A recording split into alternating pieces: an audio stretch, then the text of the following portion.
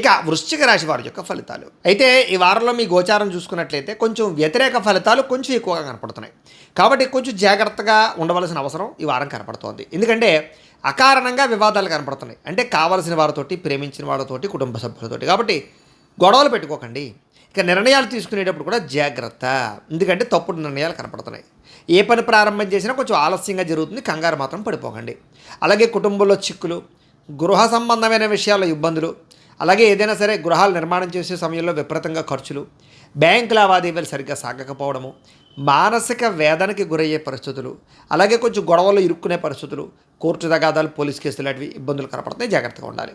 పట్టుదలతో ముందరకు సాగితే తప్ప ఏ పని పూర్తవదు. మీకు అనవసరమైన ప్రయాణాలు చేయడం మంచిది కాదు. విదేశీ ప్రయాణాలు వాయిదా వేసుకోవాలి.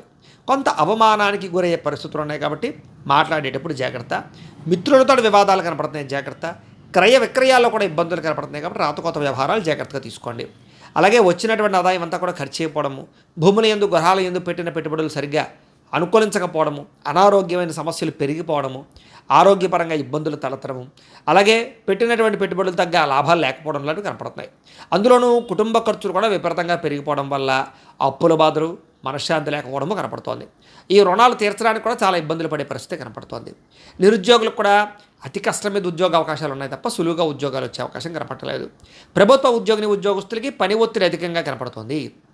ప్రైవేటు ఉద్యోగస్తులు కూడా సరైన ఎదుగుదల లేకపోవడం వల్ల ఇబ్బందులు కనపడుతున్నాయి. జాగ్రత్తగా ఉండాలి. అనవసరమైన వ్యామోహాలు, శారీరక వ్యామోహాలు, కోరికలకు పెరిగిపోయే పరిస్థితి కనపడుతోంది. చిన్న చిన్న అనారోగ్య సమస్యలు పెద్దవయ్యే పరిస్థితి కనపడుతుంది కాబట్టి చిన్నవే కదా అని వదిలేయకండి. ఎన్ఆర్ఐలు అంటే ఇతర దేశాల్లో ఉండే భారతీయులందరూ కూడా ఆర్థిక ఇబ్బందులను, ఉద్యోగ సమస్యలు కనపడుతున్నాయి. ముఖ్యంగా నరఘోష, నరగోళ బాగా పెరిగిపోతుంది. ప్రయాణాల్లో ప్రమాదాలు కనపడుతున్నాయి. జాగ్రత్తగా ఉండాలి.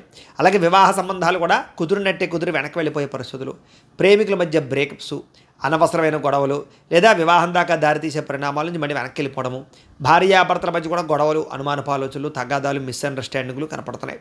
నూతన వ్యక్తులతో లావాదేవీలు జరపడం కానీ, ఎవరికైనా డబ్బులు, అప్పులు, అరువులు ఇవ్వడం కానీ మంచిది కాదు. ముఖ్యంగా నమ్మక ద్రోహులు బాగా పెరిగిపోతారు. జాగ్రత్తగా ఉండాలి.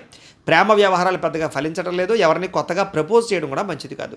విద్యార్థులు కూడా తప్పుడు నిర్ణయాలు తీసుకోవడము, అలాగే అనవసరమైన వ్యామోహాలు, అలాగే స్నేహితులతో తగాదాలు ఉన్నాయి. శ్రద్ధ పెట్టాలి చదువు మీద. ఉద్యోగస్తులకి ప్రతిభకు తగ్గ గుర్తింపు కనపడలేదు. ఉద్యోగ కార్యాలయంలో మెంటల్ టెన్షన్లు, ఒత్తిళ్లు బాగా పెరిగిపోతాయి.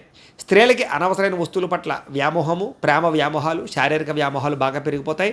తప్పుడు వ్యక్తులు నమ్మి మోసపోయే అవకాశాలు ఉన్నాయి. భర్తతో విభేదాలు కనపడుతాయి. జాగ్రత్తగా ఉండాలి. వ్యాపారస్తులు వ్యాపారపరంగా స్వల్ప లాభాలే కనపడుతూ ఉన్నాయి. పెద్ద లాభాలు అయితే కనపడటం లేదు. అంతంత మాత్రమే లాభాలు కనపడుతున్నాయి. వ్యాపారపరంగా మార్పులు, చేర్పులు మాత్రం జాగ్రత్తగా చేసుకోవాలి. ఏది ఏమైనా కూడా ఒక్కసారి మీ పర్సనల్ జాతకం కూడా ఎలా ఉందో చూపించుకుని, ఏదైనా దోషాలు ఉంటే వాటికి పరిహారాలు చేయించుకుని ముందడుగు వేసినట్లయితే మీకు రాబోయే రోజులు శుభప్రదంగా ఉంటాయి అని తెలియజేస్తూ